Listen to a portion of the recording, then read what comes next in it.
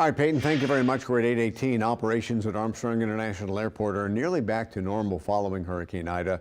Before the storm made landfall, a lot of people were rushing to try and leave town, but a lot of flights got canceled. We're getting an update this morning on the operations out at the new MSY. Communications Director, the New Orleans Aviation Board, Aaron Burns, is joining us with more on that. I flew into the airport yesterday.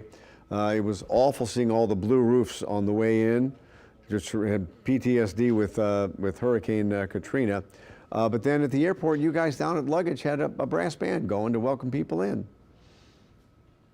That's right. We have, resumed operations with a lot of airlines still operating on limited schedules here, but, we're doing our best to work with them to, as the demand returns in the region, as the recovery resumes, then we'll see more and more airlines adding their capacity back onto their flights, bringing people in and out of the region.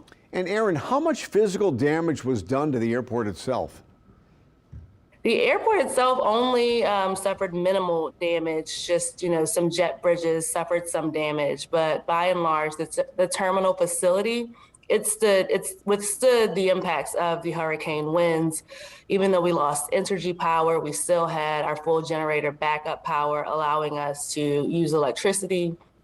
So for the most part, we weathered the storm fairly well. Of course, when the entire region around you is also impacted, then that's going to have impacts on your operations. Yeah. Now, on the day before the hurricane hit on Saturday before, I've never seen lines like that trying to get out of the airport as I did on that day.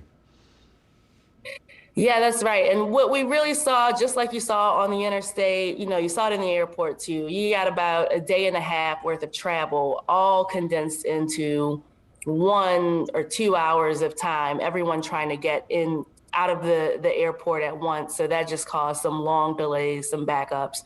But I think our team, along with our partners with TSA and the airlines, did our best to accommodate as many people as possible and adjust schedules so that we could get people out before the dangerous weather came, because that was the real threat there, right? Getting people out as safely as possible. So right now, if you had to go on a percentage scale of how much of the operation is back to normal at the airport, because it was messed up because of COVID, then Hurricane Ida, about what percentage are you guys back up to normal again?